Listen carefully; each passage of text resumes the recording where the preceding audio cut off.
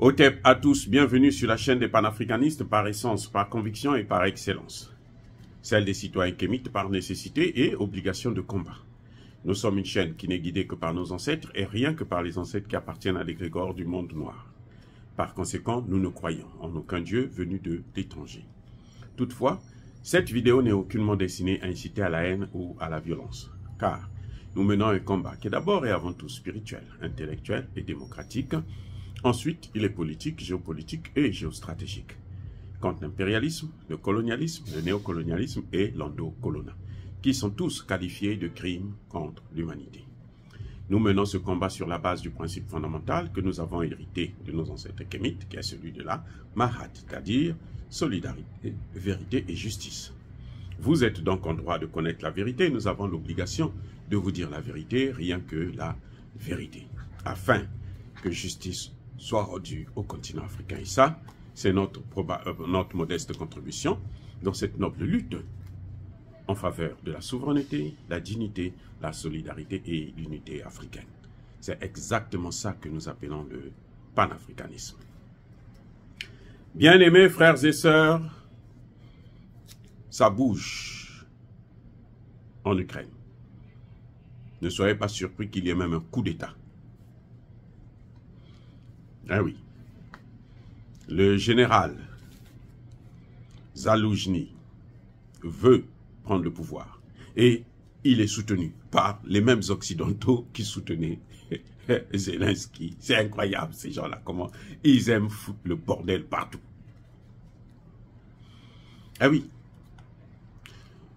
La guerre n'avance pas. Le front est immuable. Il n'arrive pas à briser les lignes de défense russes. Malgré toutes les armes, même les F-16, les avions F-16 n'arrivent pas à percer les lignes de défense. Il y en a au moins 6. Ils n'ont même pas encore traversé une seule ligne depuis 4 mois. Et depuis les 4 mois là, ils ont perdu près de 100 000 militaires. C'est un carnage, c'est une boucherie. Au moment où nous parlons, la ligne de front ne bouge pas. C'est au contraire la Russie qui est en train d'avancer vers Odessa.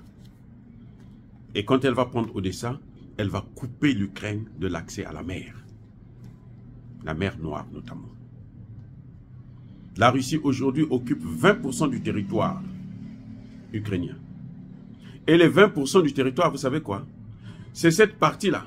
Cette partie-là a porté à peine, a porté jusqu'à 40% du PIB de l'Ukraine. 40% du PIB de l'Ukraine.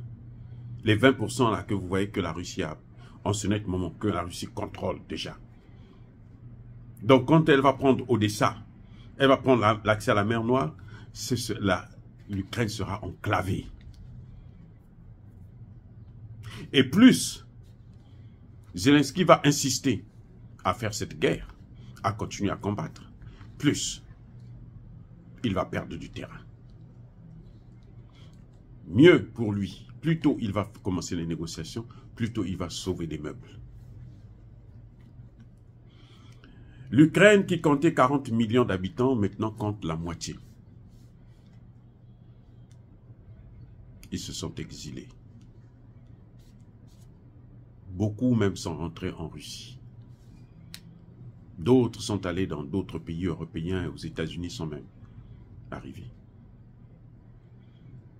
La population ukrainienne aujourd'hui s'évalue à environ 20 millions d'habitants, la moitié.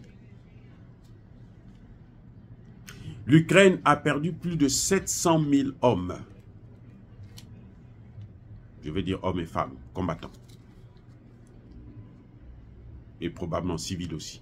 Plus de 700 000. Donc c'est une guerre qu'il faut arrêter tout de suite. Le plus tôt que possible. Eh oui, le plus tôt que possible. Plus tôt on va aller vers les négociations, plus tôt ce sera mieux pour la Russie. Et les voix s'élèvent même au niveau de l'armée. Les généraux maintenant soutiennent le général Zaloujny.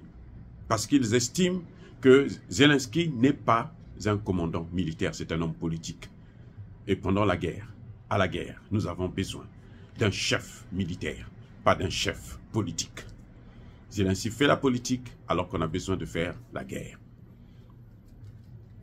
Et la guerre ne se fait pas n'importe comment. Quand on n'a pas les moyens de faire la guerre, on doit négocier pour qu'on puisse essayer de sauver ce qu'on peut sauver. Donc la situation en Ukraine, elle est critique pour la population. Mais Zelensky lui-même, il est en ballottage. Ne soyez pas surpris qu'il y ait un coup d'État en Ukraine. Dire cela, c'est inciter à la haine ou à la violence. Non. Surtout que Zelensky vient lui-même d'annoncer aussi qu'il n'y aura pas des élections. Donc, ça montre bien que pour qu'il parte, il faut le faire partir. Comme disait un autre bandit, Guillaume Soro, il disait qu'un dictateur, il faut le faire partir par la force. Parce qu'il ne parte jamais seul. Bref. Bien-aimés frères et sœurs, encore une fois, soyez bénis.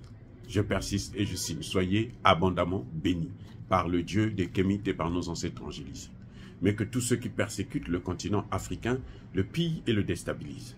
Qu'ils soient noirs, blancs, chinois, arabes, indiens, juifs ou qui qu'ils soient punis, maudits, foudroyés, neutralisés, écrasés, effacés par ce Dieu des Kémites et par nos ancêtres angélisés.